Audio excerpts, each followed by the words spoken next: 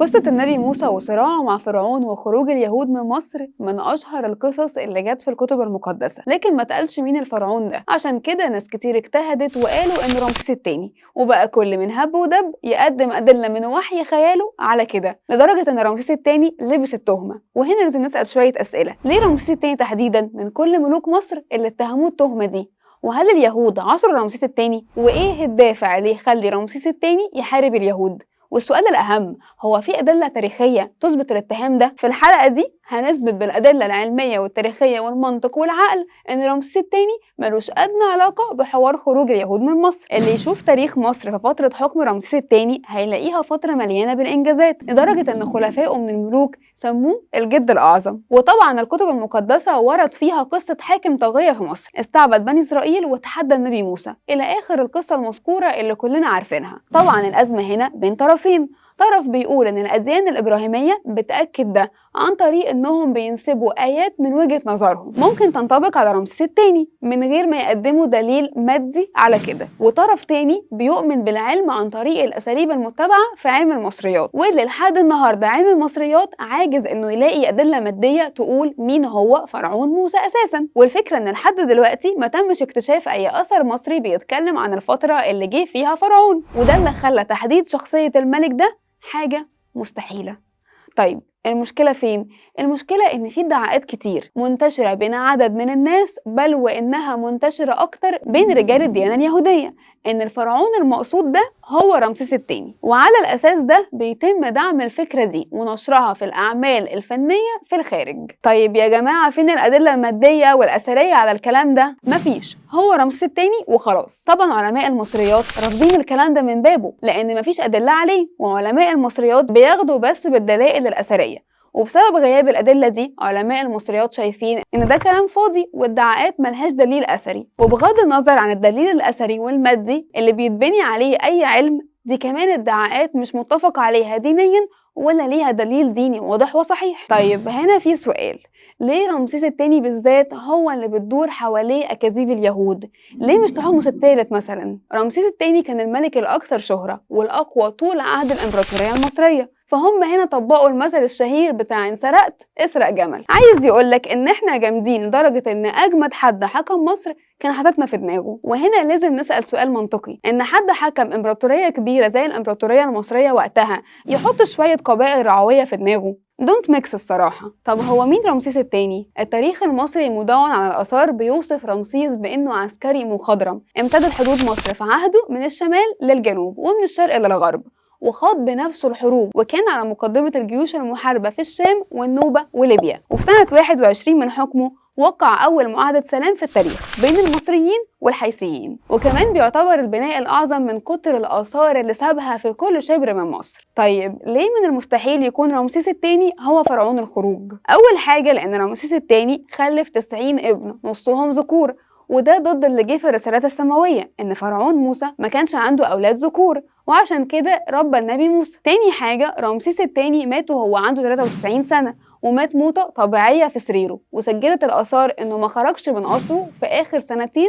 بسبب تدهور صحته. تالت حاجة، الادعاء الكوميدي بأن رمسيس التاني هو فرعون موسى لمجرد إن في ملح في الموميا بتاعته، وده كلام مثير للضحك والجهل، لأن من طقوس التحنيط المصرية وهو وضع ملح النطرون لحفظ الجثة. أمال الموميا بتقعد بآلاف السنين بحالها إزاي؟ رابع حاجة، إن الكتب الدينية بتقول إن ربنا خسف بفرعون موسى الأرض ودمر عروشه، في حين رمسيس التاني ملا الدنيا بآثاره جوه وبره مصر، لدرجة إنك لما تروح أي معبد أو متحف لازم تلاقي تمثال ليه. فازاي يبقى ربنا خسف به الأرض ومحى كل حاجة تخصه وهو أكتر ملك مصري ليه آثار؟ خامس حاجة، الأديان الثلاثة اتفقت إن فرعون هلك وغرق هو وجنوده أثناء مطاردة اليهود، والنقطة دي تحديدا هي اللي بتبرأ رمسيس التاني. طيب قولي إزاي؟ دراسة الموميا بتاعته كشفت عن شخص بوجه منهك وعجوز بلغ من العمر أرذله، كمان إصابته بروماتيزم حاد ومشاكل مزمنة في اللثة والأسنان، فالراجل مات موتة طبيعية بسبب أمراض الشيخوخة مش أكتر، وده أكدته صور الأشعة السينية لرأس الموميا. فإزاي شيخ طاعن في السن كل حتة في جسمه فيها مرض شكل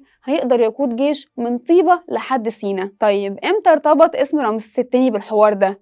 وإزاي انتشرت الكذبة دي؟ في السبعينات انتشرت قصة مجهولة المصدر إن موميا رمسيس الثاني سافرت لفرنسا لترميمها، واتقال إن الفريق الطبي كان بقيادة دكتور فرنسي اسمه موريس بوكي، وبوكي ده اخترع حكاية إن فرعون الخروج كان رمسيس الثاني وابنه مرنبتاح. طيب هل حاجة من الكلام ده حصلت؟ ولا أي حاجة من ده حصلت. أولا موريس بوكي كان مفتش ضمن الفريق الطبي أصلا، ولكن بقدرة قادر موريس ادعى إنه رئيس الفريق مش مجرد عضو كمان. أما نظريته العجيبة إن فرعون الخروج 2 مش 1 اللي هو خد رمسيس وعليه ابنه مرنبتاح هدية، دي برضه نظرية مفيش أي دليل عليها، لأن بوكي مش متخصص في علم المصريات والحضارة المصرية، وبالتالي أي أفكار أو نظريات طرحها أبعد ما تكون عن الدقة العلمية والتاريخية. ولو كان موريس بوكي حاقد على الحضارة المصرية، فإحنا عندنا شخصية فرنسية تانية هي كريستيان ديروش اللي كانت عاشقة للحضارة دي. كريستيان كانت أول ست تترأس بعثة أثرية في مصر للتنقيب،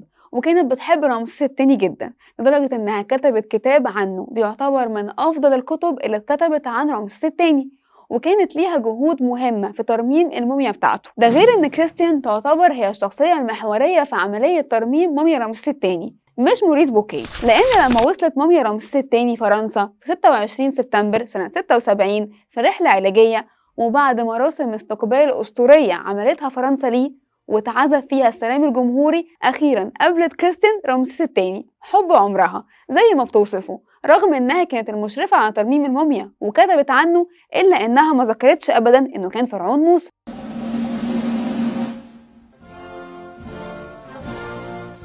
On September 26, 1976, Ramses landed at Le Bourget aboard a French Army Transal and was welcomed with the honor of a head of state. It was an unprecedented protocol.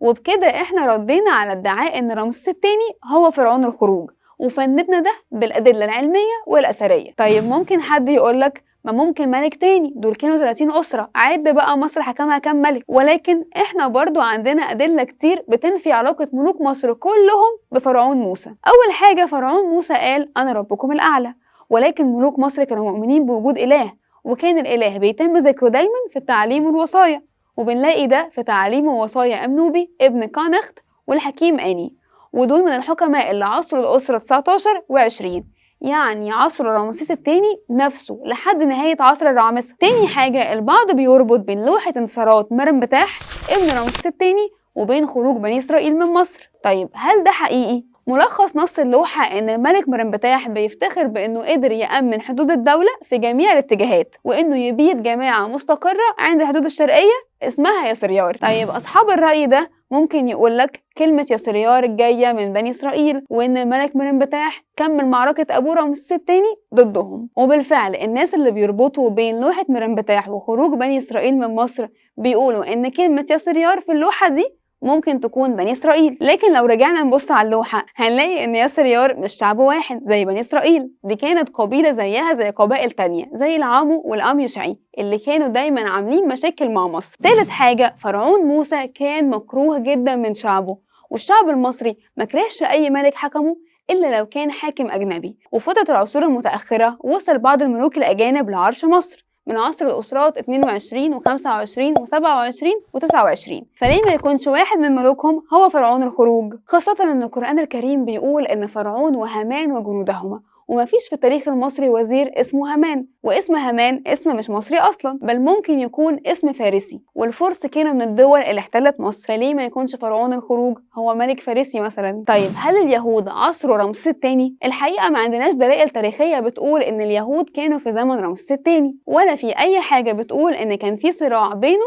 وبينهم. ولو رجعنا مثلا للوحة شامبير اللي بتوثق انتصارات رمسيس الثاني ضد الحيثيين، مش موجودة فيها أي إشارة لبني إسرائيل. وفي النهاية فرعون موسى مش معروف هو مين، لا في الكتب المقدسة ولا في الأدلة الأثرية. وبرغم كل حملات التشويه الحضارة المصرية باقية بمعابدها وأثرها وإنجازاتها، عشان في مثل مصري قديم بيقول الحقيقة تطفو على السطح مهما طال حبسها في الأعماق، والخديعة تسقط في الأعماق مهما طال بقاؤها على السطح.